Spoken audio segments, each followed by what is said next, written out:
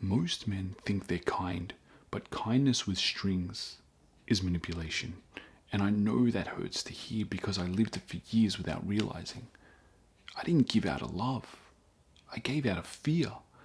Fear of not being enough, fear of losing approval, fear of seeing the parts of me I didn't want to see in myself. And the worst part, I used that kindness as a shield. Because no one teaches men how to love without keeping score. I only learned this by almost losing the woman I love when the mask finally cracked, changed everything. My whole identity was built on one belief. If I make her feel special, she'll make me feel special. It looked romantic. It felt generous. But underneath, it was a transaction. A quiet contract I never admitted to myself. I'll give, so you'll give back. And every time she felt hurt, every time she said, "You don't hear me," every time she asked for something deeper, I defended myself with the same ego line. "What do you mean? Look at all the things I do for you." Brother, that wasn't love. That was performance. And when that performance finally collapsed, I had to face the truth I'd been avoiding my whole life. When our relationship fell apart, I realized something devastating. I wasn't loving her. I was negotiating with her. Every gesture, every favor, every "I'll take care of it" had strings attached. Expectation is just entitlement in disguise.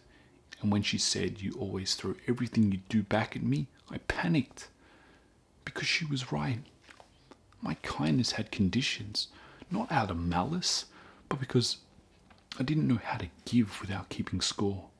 And brother, your effort isn't the problem. Your expectation is. When that landed, it broke something in me. Because love stopped being, "Look what I did," and started becoming, "How can I show up without needing anything in return?" She finally felt safe enough to give back freely.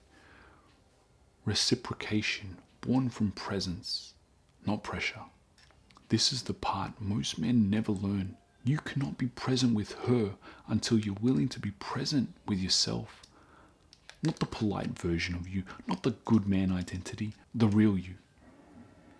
The parts you hide, the insecurity behind your kindness, the shame behind your defensiveness, the fear behind your silence. These parts run your relationship, whether you admit them or not. And as long as you're scared to feel them, you will perform instead of connect. But once I stopped defending and actually listened, I felt everything I had avoided for years.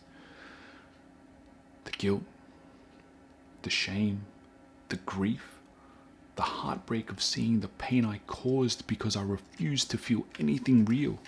Not because I was a bad man, but because I was terrified of being seen.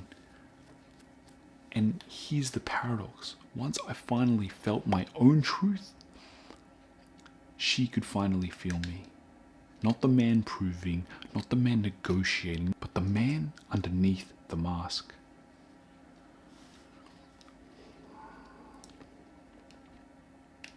Most men never reach this point, not because they're broken, but because facing yourself feels like death.